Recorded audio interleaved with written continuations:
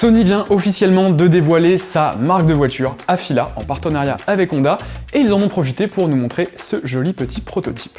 On avait déjà pu voir des concepts de voitures Sony les 2 dernières années, avec notamment la Vision S en 2020 et la Vision S02 en 2022, mais ce n'était que des concepts. Là, cette fois, c'est différent parce que Sony a annoncé que cette voiture sortira en 2026 et que les précommandes seront ouvertes dès le premier semestre 2025 pour le marché nord-américain. Alors cette voiture, d'un point de vue tech, elle embarque pas mal de trucs assez intrigants. Déjà, à l'avant, au niveau de la barre des feux, on a un écran.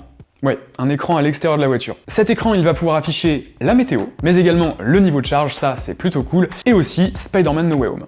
Là, j'avoue que je comprends pas trop pourquoi. Le prototype est équipé de 45 capteurs au total, répartis à l'intérieur et à l'extérieur. Donc on a des caméras un petit peu partout, mais également un lidar sur le toit, au-dessus du pare-brise. Tout ça dans le but de proposer un système de conduite autonome, bien entendu. En plus de l'écran à l'extérieur de la voiture, on retrouve des écrans à l'intérieur, et il faut bien avouer qu'ils sont un peu plus faciles à regarder quand on est en train de conduire ou quand on est passager. Donc on a un écran massif qui prend toute la largeur du tableau de bord, et on a également 2 petits écrans sur les côtés un petit peu inclinés, qui font office de rétroviseur. Et il y a aussi 2 écrans à l'arrière, pratique pour occuper les enfants sur les longs trajets. Maman, on est plus près des vacances ou de la maison? Ta gueule! Regarde ton film! Ok.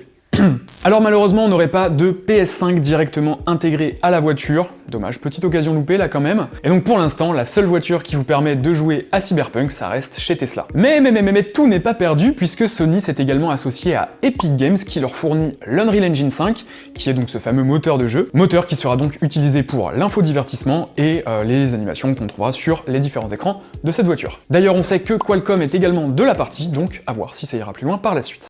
Pour l'instant, on ne sait pas grand chose de l'aspect voiture de la voiture, mais la voiture de production ne devrait pas être trop éloignée du prototype d'Afeela. On se doute qu'elle devrait être capable de proposer un 0 à 100 en moins de 5 secondes, ce qui est relativement peu rare finalement sur les voitures électriques, et qu'elle devrait se placer comme une concurrente entre la Tesla Model 3 et la Tesla Model S.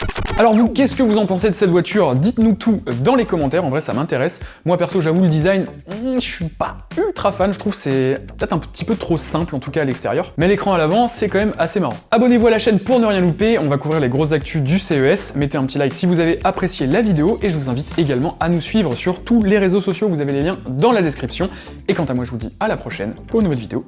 Ciao!